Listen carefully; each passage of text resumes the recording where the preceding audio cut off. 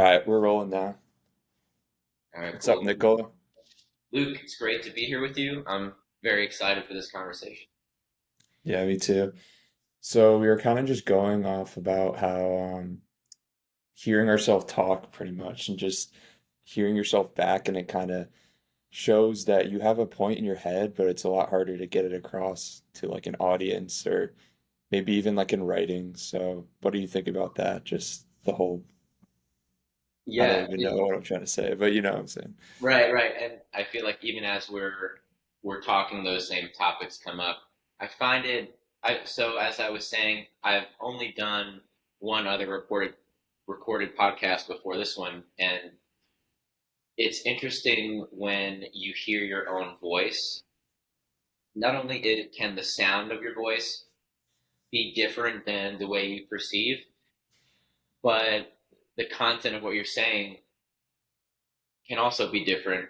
As we were talking about, you can have this grand idea in your head that you want to share, and in your own mind, it can be this very profound thought, and the way your brain communicates with your mind, it can have a certain significant meaning in your head. And then when you try to articulate that thought, the way your words come out or the pattern of words come out, or if you end up using a filler word, or all several different things, hearing your idea back the way you said it can sometimes be jarring because you can think like it sounded so much better in my head, and then hearing it, it's just a different thing. But what I find exciting is that, just like anything else, public speaking or articulating your thoughts is a skill that can be improved on. So the same way you can, I mean, with any skill, the same way you could maybe not have a great jump shot, but I guarantee you, if you take 50 jumpers a day for a month, after a month, your jump shot's going to be better. Mhm. And if you, similarly, as what we were talking about, if you,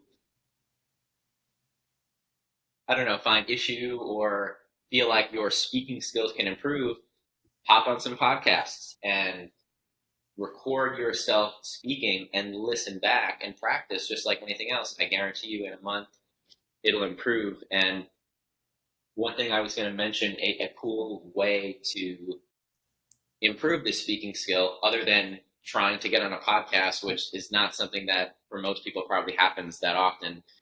Something else you can do, it's a great idea I got from Noah Ryan, which is just to send more voice messages to people. So if you're texting someone or messaging someone, you can instead send a voice message and take that message as a little public speaking exercise. And you could listen back, check for filler words, check your articulation, see if it makes sense. And those could be your quote unquote jump shot practices for public speaking. Mhm. I think that's actually a really good one. I didn't even know that that was like a skill to kind of improve your communication. But I actually was working on like storytelling because I always feel like my storytelling is just not that interesting. I would tell myself that. So I was trying to practice it, and I was sending something to my family about like something that happened here while I was away from them. And I was trying to just get my point across like with a voice message. And I Mm-hmm. noticed it was like kind of fun, like just to do something new. But then yeah, to get back with what you said about like recording yourself, I think too, like even if you're like in the gym or something and you just like record like a set or something, you just get such a different perspective than like the first person experience, I think. So Yeah, definitely like reviewing your mistakes or just anything you do is beneficial, I think. yeah, absolutely. And I mean, if you think about other forms of creation, like writing, I mean, the best writers in the world will tell you that writing is editing. You know, you put something out and then you look back and make changes. And I think the same goes for speaking as well. And it's one of those skills where, as you said, you didn't even realize it was a skill to be worked on, and I didn't realize it was a skill to be worked on until I heard my own voice on a podcast and realized I wanted to improve the way I speak. And it's exciting. It's cool. I mean, everything is communication. Communication is a essential part of being a human being, and thinking of it as a skill is very cool because it's like the example I used before about practicing a jump shot.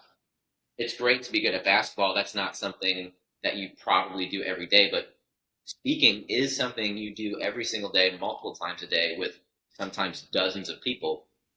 And so if you can get good at a skill like that that's so ubiquitous in day-to-day life, I mean, the benefits are incredible. Mhm.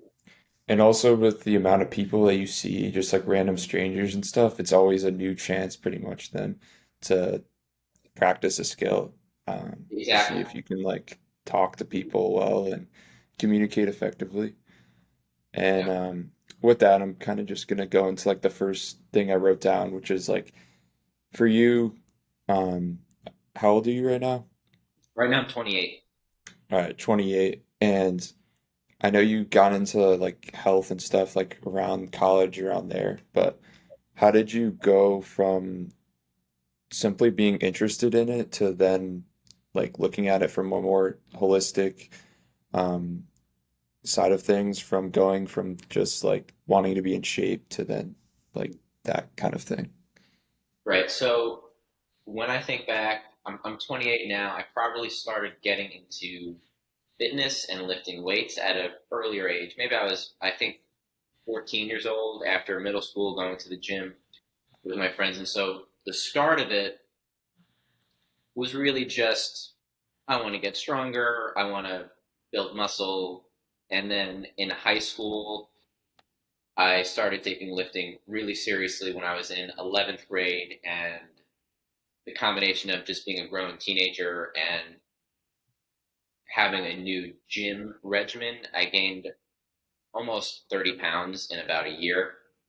And during that span, I got really into weightlifting and, putting up two plates on a bench press, 225 bench press. That was something that was a goal of mine for a while, and I achieved it, and it felt great. And then I had another goal of a 275-pound bench press, and I worked towards it, and I achieved it right before I went to college when I was 18 years old. And so those were cool moments of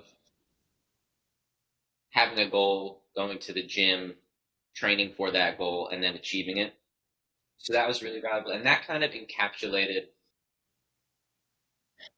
really where my head was at for fitness for a while in my life. Most of my teenage years and through college, it was kind of just, I want to go to the gym to get stronger and to look jacked. That's really all I wanted to do. And at that time, I really wasn't very health conscious. I mean, when my college experience was, I was in a fraternity. There was a lot of drinking and party culture, and so I was kind of like, yeah, I had a consistent gym routine, uh, but other than that, I was largely trashing my body and didn't really like, my health philosophy at that time was, I'll try to get some healthy food in. I'll try to eat some fruits. I'll try to make a smoothie, um, but I'm not really making an effort to cut out junk. In college, there's lots of beer, there's lots of Domino's, there's lots of Chipotle, 7-Eleven runs, candy, lots of garbage. And it took me a while to kind of understand the harm that I was doing because I just had the philosophy that I'm young, I'm invincible, it doesn't matter. I mean, especially when I was a teenager, I was able to, and in early college, I was able to eat McDonald's and 7-Eleven candy and still kind of look good. Mhm. So there was no, I felt like I could just continue doing that. And then eventually, like anything, it catches up. And the way I used to drink and binge eat, into my mid 20s, started to catch up. I started to have really low energy, inconsistent energy throughout the days, and completely stagnated in. I wasn't making any more progress lifting in the gym. I really wasn't getting stronger. I really wasn't gaining any aesthetic benefits anymore. It was a total plateau for that was happening for years. And then I would say when I was 25, I started to look into taking making changes in my diet. One of the earlier things I did was a keto diet, and I enjoyed it. At the time, I enjoyed it a lot. I ended up losing weight. I got as lean as I've ever been from mostly just eating fats and enjoyed some mental benefits. But I started to notice some things that happen when you do keto for a while. My hair started to thin. I was just kind of getting, I was too small. I wasn't as strong as I wanted to be anymore. And then, let me think, about a year after that, maybe when I was 26 or, yeah, 26 going into 27 maybe, was when I became aware of more of the holistic side of things. And my holistic health journey started with seed oil awareness.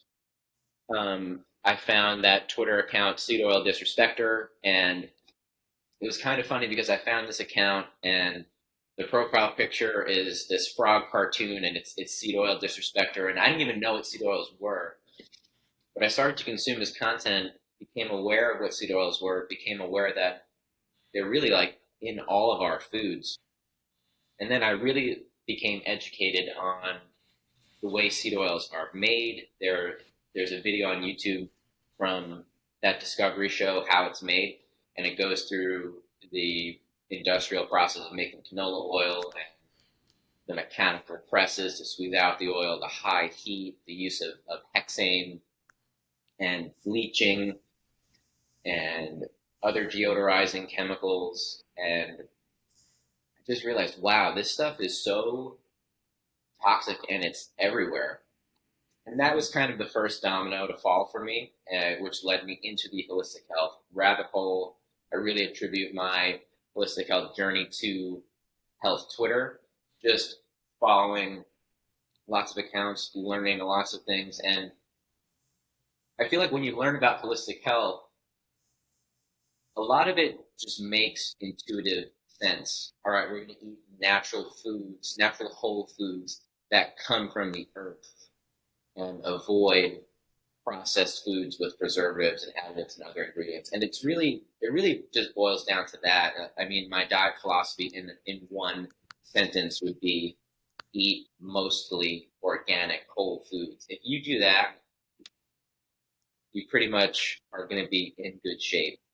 And anyways, this is a long-winded way of me saying I went from consuming a lot of health Twitter content to learning a lot, employing it in my life, seeing results in my own life, and then reaching a point where I decided to not only consume the content, but create the content, share what I've learned, try to be another person on this corner of the internet that is spreading the holistic health knowledge. Because I think in today's society, especially in America, there are so many toxins hitting you from so many angles. I mean, we're talking about food, but it doesn't even stop at food. A lot of I think of artificial fibers in clothing. I think of polyester clothing. I think of EMFs all around us. I think of the water we're drinking. I think of the pesticide exposure. It's hitting us from a lot of angles, and I think more people need to become aware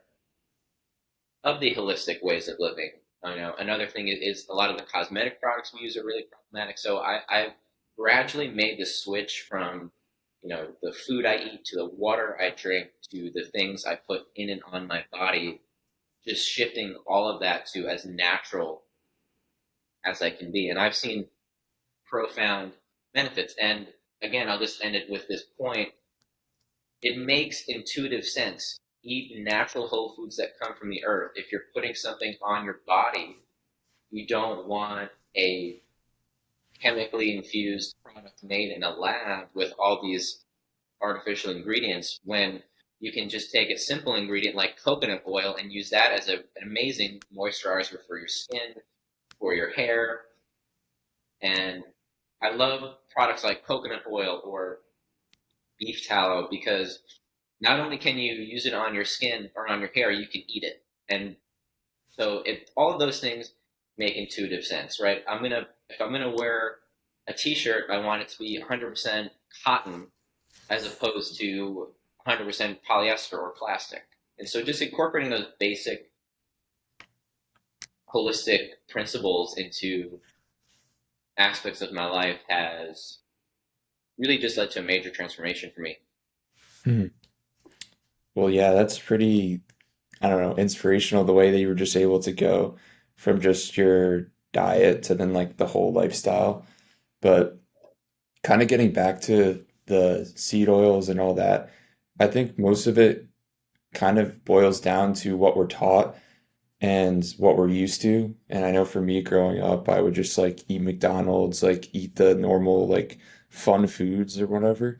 But a lot of it is just coming back to like what are we taught as kids? And that's why I think there needs to be like more education just on what we are consuming and like what we are doing to our bodies. Because once you kind of like start to feel the difference in your body, I think most people would not want to go back to eating these things that were like made in a lab or I don't know, even just like drinking too much and stuff like that, where it's like once you recognize what you're doing to yourself, you might want to like make some changes that are going to make you feel a lot better, have more energy, more focus.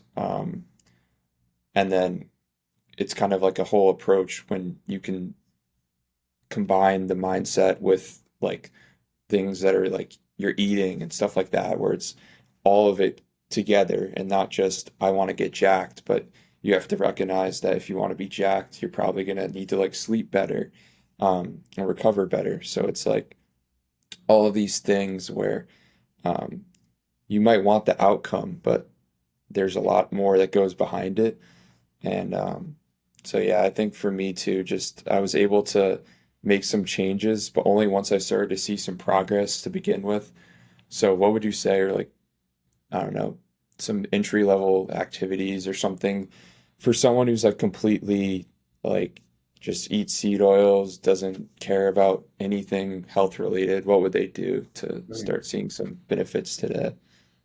I think that's a great question. I think that for someone completely new to holistic health, someone who is eating the standard American diet, I think the first thing that you should do is related to the food you eat. And I think it can be as simple as getting educated on what some harmful ingredients are. So we've talked about seed oils, and if seed oils is a new term to someone listening, it's can also be called vegetable oils. The guy I mentioned before, Seed Oil Disrespecter, him and his wife have a website called Seed Oil Rebellion. Very educational. On that website, there are the evil 8 seed oils to avoid. Try to see if I can name all of them. We have canola oil, corn oil, cottonseed oil, rice bran, soybean, safflower, sunflower, and grapeseed oil. I think that was all of them. I But was thinking of grapeseed. I was like, it's gonna come up eventually. yeah. And so sometimes they're labeled as that. Sometimes you will just see it labeled as vegetable oil. So look, it's so important for people to start looking at the ingredient list. So look at the ingredient list of the food you're buying. If you see a vegetable oil or any variation of those seed oils I mentioned, don't buy it. In addition to seed oils, other things to look out for. You don't want to be consuming anything with high fructose corn syrup. You don't want to be consuming anything that has artificial colors and dyes. And you don't want to be consuming anything that has enriched wheat. And I realize as I'm saying this, maybe this is kind of getting a little deep for entry level advice. But you just want to look at the ingredient labels. Definitely no seed oils, definitely no high fructose corn syrup, definitely no artificial dyes. And in general, you want a shorter ingredient list on your food. So I think having literacy in reading a nutrition label is vital. And then the more simple food advice would just be a reiteration of what I said before. Prioritize eating organic whole foods. As much of your diet as you can, eat organic whole foods. And there's the idea of the 80-20 rule has a lot of popularity. 80% healthy, 20% do whatever you want. I think that for someone brand new to this, if you want to target the 80-20 rule as a starting point, I think that's great. It's moving in the right direction. It's an improvement. I don't think 80-20 is the best ratio for someone really trying to optimize their health. I think something more like 90-10 or even 95-5. I know that might be difficult for some people, but I think that's really where you want to aim for. But aside from the ingredient label literacy and prioritizing whole foods, I think that's a good general, just basic starting point as it goes to food. The other two basic pillars, this isn't rocket science, food, exercise, and sleep. So, important for exercise, I enjoy weightlifting still, bodybuilding. I like helping people with that aspect of it. You definitely don't have to be lifting weights in the gym, although I recommend everyone does some form of resistance training, whether it's body weight or lifting weights in the gym. But just in general, a general basic entry level rule of thumb for exercise is just move more. Get your steps in, find a way to walk outside more, sneak some push ups into your day, sneak some pull ups into your day. Just whatever for the entry level advice, right? Whatever that person is doing now, add movement, add some level of exercise to it. And then the last important pillar is sleep. I feel like it's talked about a lot, especially today, but there's still so many people not sleeping well. And I think simply making sleep a priority is simple advice for someone. I find that if I can sleep from roughly 10 p.m. to 6 a.m., that's my golden window. And I think so. If I'm trying to sleep from 10 to 6, that means by at least 9 p.m., I'm beginning to unwind and prepare my body for rest. I think a simple entry level sleep advice for someone would just be like create some form of a night ritual where it doesn't have to be an hour, like I said, but even just a 10 or 15-minute period before bed where you have some sort of dedicated practice.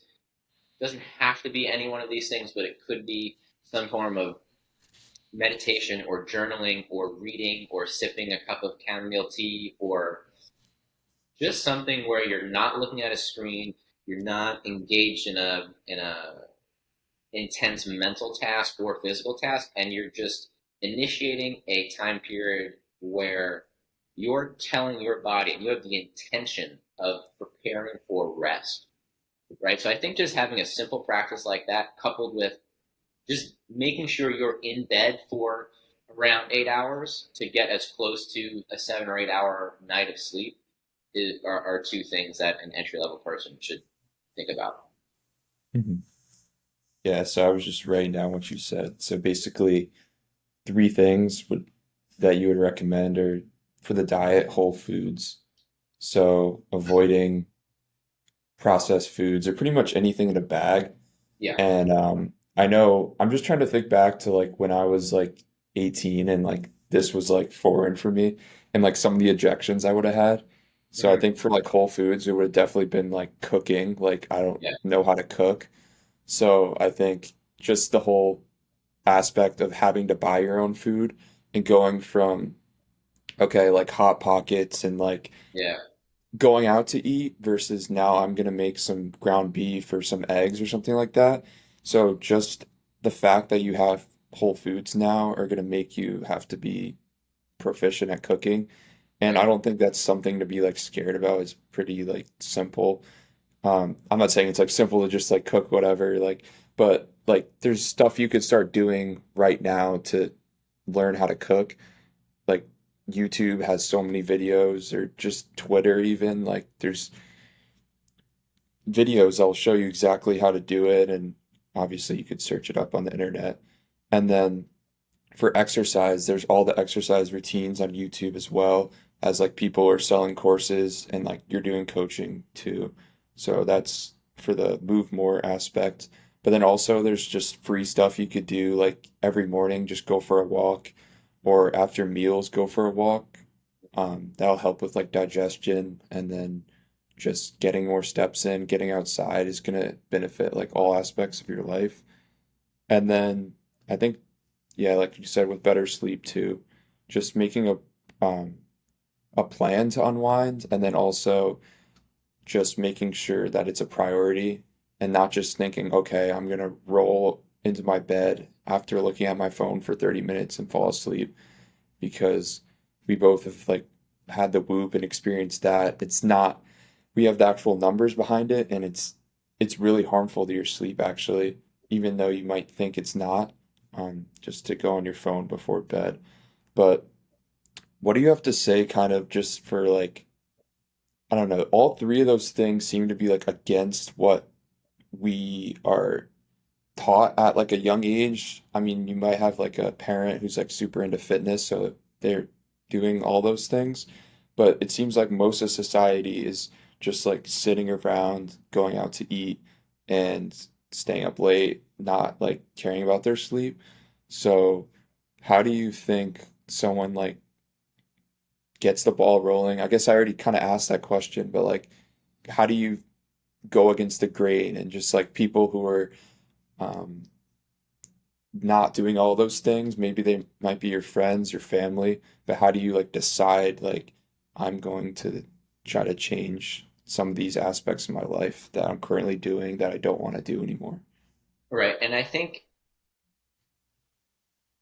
it can be a challenge, especially for someone that is set in certain ways and is accustomed to a certain lifestyle. I mean, that was my experience. I think that would be the experience for anyone who is used to eating lots of processed foods or not being knowledgeable about the foods they're eating. Is someone who's used to not having a consistent exercise routine. Going to the gym is not a part of their day-to-day life, and someone who is used to, as you said, ending their night by scrolling with the blue light screen in their face and then rolling over to bed. Those things, when those things become a habit, it can be difficult to change. But I think a fundamental aspect to understand is that if you want to see changes in your life, you need to make changes. And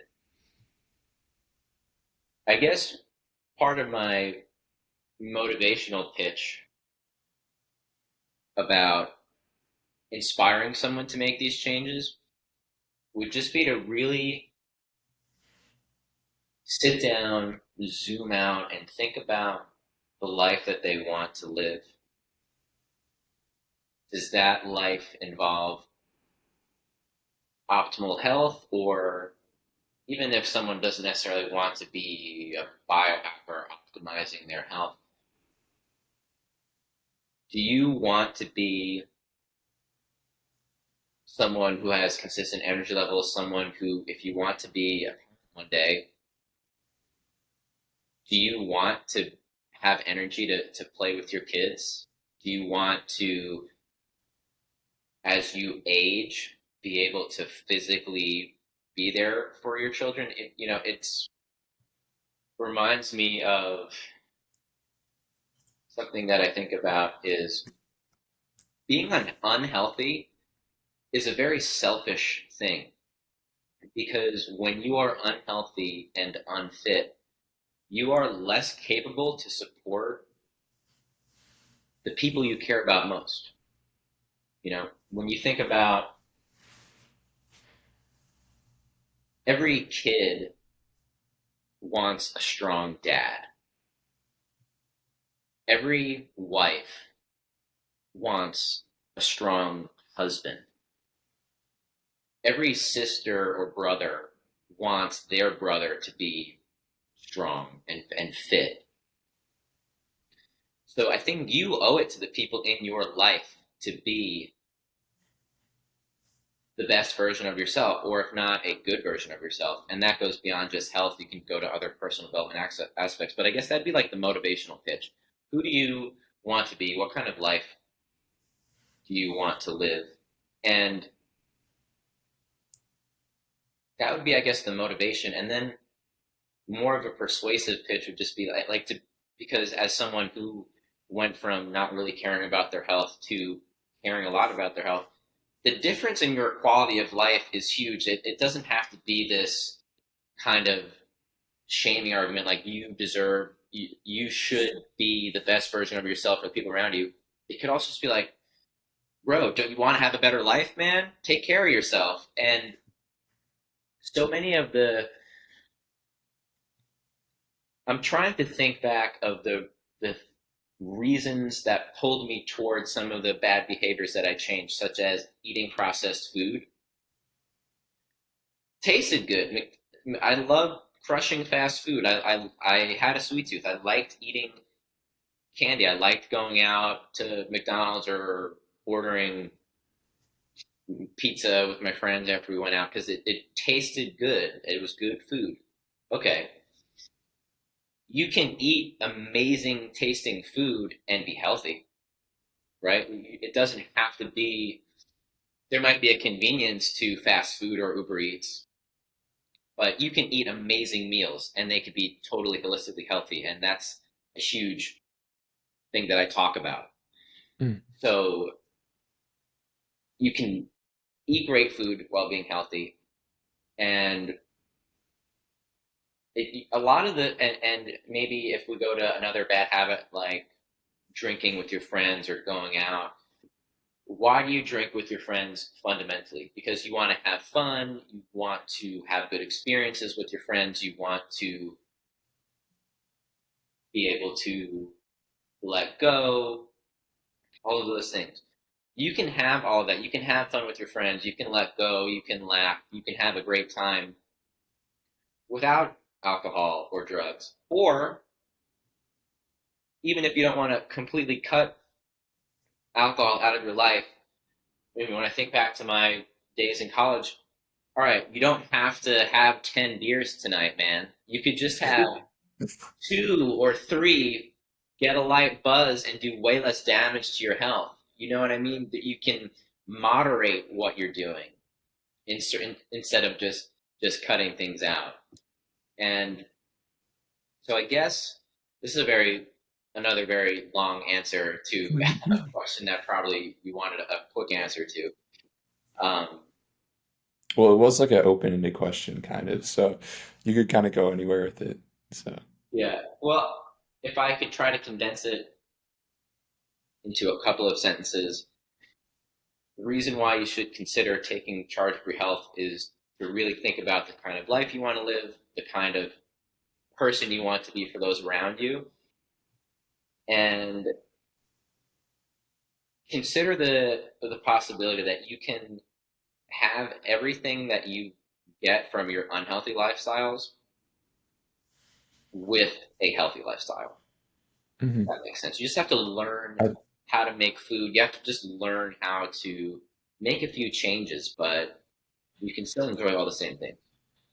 I think one of the points you're trying to get across too is that what you think is going to make you happy right now might not make you happy in the future. Yeah. And one of the hard things for me at first was like with the sweet tooth, like you said, I wanted to eat these things that tasted good, but after like a week or even like a month of me trying to like really like nail in my diet, I started to realize, all right, like fruit is actually good. Whereas before I was like not wanting to even like eat it because I was eating ice cream, so the fruit didn't even taste sweet. So just being able to recognize like what you're doing right now and like what you're thinking right now is not the way it's always going to be. um, I think can lead you down the road of change and then also give you some faith to be like, okay, the gym sucks right now, but in 2 or 3 weeks when I'm progressing at the gym and I'm getting these endorphins in after the gym, it'll actually make me feel a lot better. So kind of just um, I guess just recognizing that like it's not all bad. Like you're doing stuff that's like harmful um, right now, but I guess my point is like it's not like all like salads and like pushing yourself to be like exercise and like burn off all this stuff, but it's more so just like being able to like change your lifestyle and switching from these habits that are not serving you and you're just kind of like programmed to do into ones that are like more healthy and stuff like that. So, um, I guess from there, some of the habits I noted that you do a lot of are just like sunlight, right? So, what is like some other ones like that you do you think that are like just staples for you every day that kind of benefit and are like really like core to like what you do as like a holistic practitioner, I'm calling you. Yeah, and I think my answer to this question, I'm going to loop in what we were just talking about, where it's a lifestyle change. And I think some people who haven't taken control of their health look at taking control of their health as something that will be a chore. It's going to be work. It'll be difficult. I'm not going to enjoy it. But it's so, it doesn't, it's not like that at all. The lifestyle habits that I do for my health are some of my favorite things to do. I enjoy every meal I eat. Anything that I'm trying to think of something that I do for my health that I don't enjoy, and I can't. I eat a holistically healthy diet, but I enjoy every single meal. I eat steak and eggs and burgers, and I make my own. I made my own fries in duck fat last week, and they were out of this world. And that's a health food. I've made my own raw milk ice cream in the past. I have a sweet tooth too. I've made my own ice cream. I've made my own gummy candies. I've made my own chocolate bars. I have a recipe book that goes through all of these things. So I am eating a very strict, quote unquote, holistically healthy diet, but I love everything I eat. I have a quote unquote strict fitness regimen, I guess, but I love going to the gym. And if I don't go, I feel bad about it. Like it's something I look forward to. I look forward to exercising. I look forward to getting my steps in. I look forward to sitting out in the sun. Right now it's cloudy and I wish it wasn't. I wish I was Mhm. sitting outside in the sunlight right now. So all these things that I do for my health, grounding, I go to the beach, I put my toes in the sand, and I get sunlight and ground to the earth for my health. And I love it. I'm at the beach. So you could, if something you do for fun may be a destructive habit, like going to the bar with your friends and overdoing it, have a beach day with your friends on Saturday afternoon instead of binge drinking with your friends on Saturday night. Get the social aspect of it, get the sunlight, get the grounding, get the social connection, and it's a win-win-win all the way around. And it so all this to say, everything that I do for my health, I love and enjoy. My health habits are cooking my own food. I enjoy cooking and I enjoy eating the food that I eat every single time. I enjoy going to the gym. I enjoy going for walks, listening to a podcast, making it enjoyable. I enjoy getting sun. I enjoy meditating. I enjoy grounding to the earth. I enjoy reading self development books. All these things that I'm doing for my health and well being, I enjoy. And that is my lifestyle now. So contrast that with my old lifestyle of I mean, you do things because you enjoy them. Some of my destructive habits, like binge eating, I enjoyed doing that at the time. Staying up late, I enjoyed doing that at the time. It just so in both my unhealthy and healthy way of being, I was doing things I enjoy, but now I do things that I enjoy that serve me. So it's kind of Hmm. like getting two birds with one stone. Yeah, and I think that was the point I was trying to make. Just like you might not think that these things are gonna like be the things that I love to do. I was always the kind of guy that would stay up until like 1 or 2 a.m. like playing video games, smoking, and I thought that was like real joy. Like, oh, this is like a fun thing to do, unwind, and then I can sleep in the next day. But now I like look forward to getting a good night of sleep because I know I'll be able to function better when I'm working out, or even if I'm just trying to talk to someone or do anything, I'm gonna have better focus, like better clarity from sleeping well. So I think, yeah, just making a conscious like decision that I'm gonna try to help myself and like be a better version of myself because like we only really have one life, so might as well make it count. And I guess one last question I was gonna ask you is, what do you do? You mentioned you meditate, but I started reading this book like The Power of Now. I don't know if you've heard of it. Oh yeah, It's like Eckhart pretty Tolle. famous. Yeah. But Yeah. what is like something you do to like get into the now and like get away from like thinking about the past or the future? It could be like something you do every day or just like every other day or like it doesn't even have to be every day, but you know what I'm saying? Just something you do and you're locked into it. Right. So I will say that I love The Power of Now. One of the best books I've ever read. I highly suggest anyone read it. It will reframe the way you think of the present moment and your experience as a conscious human being. Very profound book.